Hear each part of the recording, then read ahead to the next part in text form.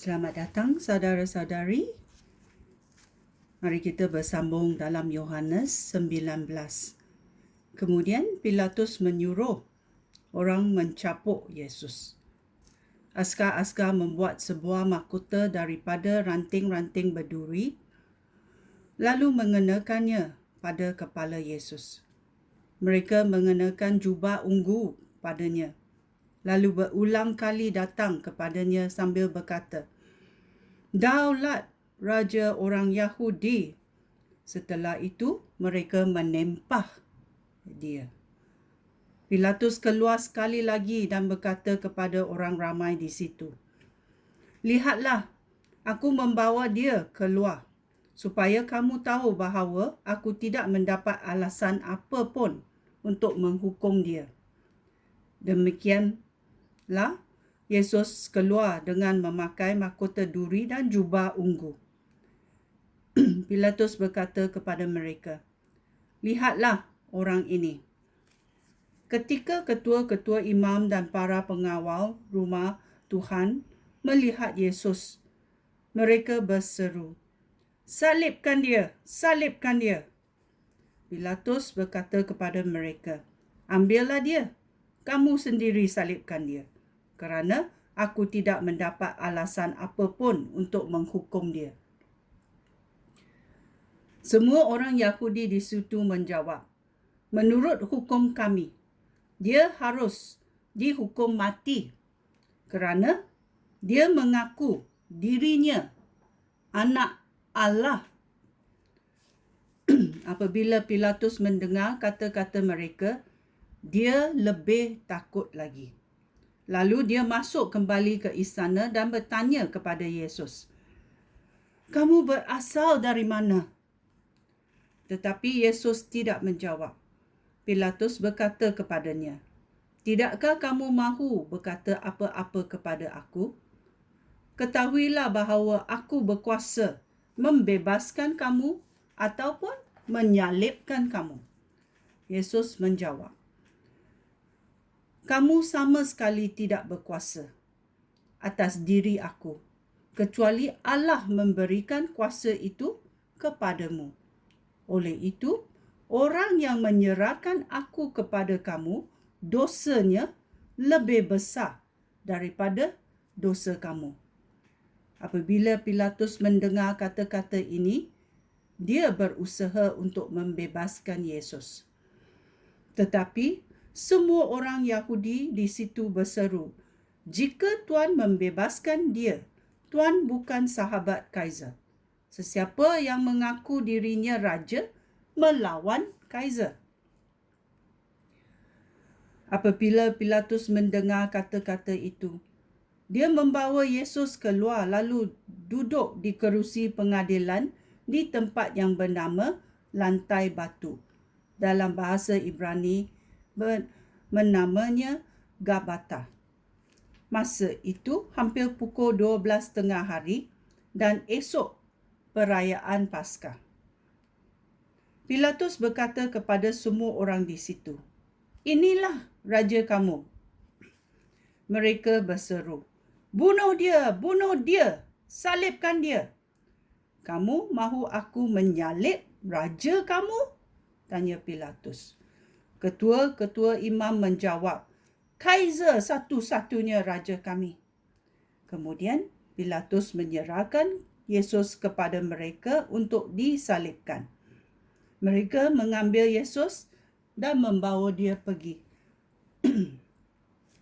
Yesus disalibkan. Ayat 17.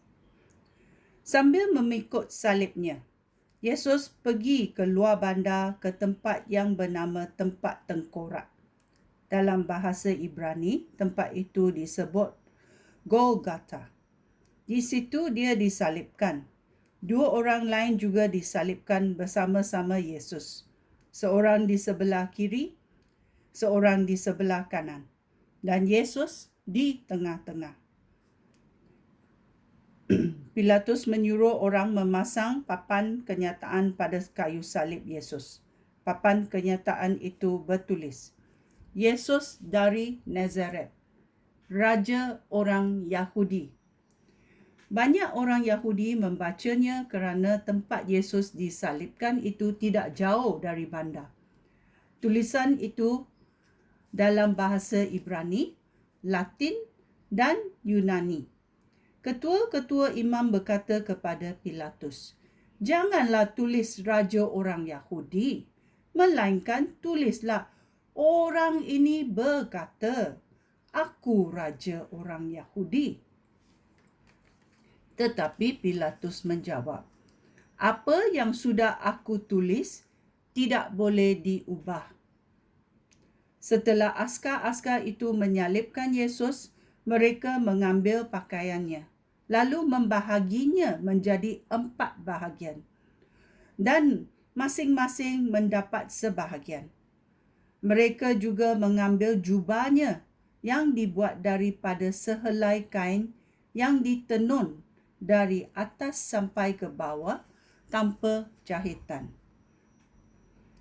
Askar-askar bercakap sesama sendiri, "Janganlah koyak jubah ini. Marilah kita buang undi untuk menentukan orang yang boleh mendapatkannya." Hal ini berlaku supaya apa yang tertulis di dalam Alkitab terjadi. "Mereka membahagi-bahagi pakaianku dan membuang undi bagi jubahku." Demikianlah yang dilakukan oleh askar-askar itu. Ibu Yesus, saudara perempuan ibunya Maria, isteri Klopas, dan Maria Magdalena berdiri dekat salib itu. Yesus nampak ibunya dan pengikut yang dikasihinya terdiri di situ. Oleh itu, Yesus berkata kepada ibunya, "Puan, dia anak puan." Kemudian, Yesus berkata kepada pengikutnya, "Dia ibumu." Sejak itu, ibu Yesus tinggal di rumah pengikut itu. Kematian Yesus. Ayat 28. Yesus tahu bahawa sekarang semuanya sudah selesai, dan supaya apa yang tertulis di dalam Alkitab berlaku. Dia berkata, "Aku dahaga." Di situ ada sebuah mangkuk yang penuh dengan wain murah. Sebuah bunga karang dicelup ke dalam wain itu, lalu dicucukkan ke hujung batang hisop dan kemudian dihulurkan ke mulut Yesus. Yesus mengecapnya lalu berkata, "Sudah selesai." Setelah itu, dia menundukkan kepala dan meninggal. Yesus ditikam. Ayat 31. Hari itu, sehari sebelum hari Sabat, para penguasa Yahudi tidak mahu mayat orang yang disalibkan masih di kayu salib pada hari Sabat. Apalagi hari Sabat kali ini hari perayaan yang khas. Oleh itu, mereka meminta kebenaran Pilatus untuk mematahkan kaki orang yang disalibkan dan menurunkan mayat itu dari kayu salib. Oleh itu, askar-askar pergi mematahkan kaki kedua-dua orang yang disalibkan bersama-sama Yesus. Tetapi, apabila mereka sampai kepada Yesus, mereka melihat bahawa dia sudah meninggal. Oleh itu, mereka tidak mematahkan kakinya, tetapi salah seorang askar rusuk Yesus dengan tombak. Dan pada ketika itu juga keluarlah darah dan air. Demikianlah orang yang telah melihat kejadian ini memberikan kesaksian supaya kamu pun percaya. Kesaksiannya benar dan dia tahu bahawa apa yang dikatakannya benar. Hal ini berlaku supaya apa yang tertulis di dalam Alkitab terjadi. Tidak satu pun daripada tulangnya akan dipatahkan. Di dalam Alkitab juga tertulis, orang akan memandang dia yang telah ditikam oleh mereka. Penguburan Yesus, ayat 38. Setelah itu, Yusuf yang berasal dari bandar Arimatia meminta kebenaran Pilatus untuk mengambil jenazah Yesus. Yusuf pengikut Yesus, tetapi Yusuf tidak memberitahu orang hal itu kerana dia takut akan penguasa Yahudi. Pilatus meluluskan permintaannya, lalu Yusuf pergi mengambil jenazah Yesus. Nikodemus yang dahulu pernah datang kepada Yesus pada waktu malam pun pergi dengan Yusuf. Nikodemus membawa ramuan mur dan gaharu sebanyak kira-kira 30 kilogram.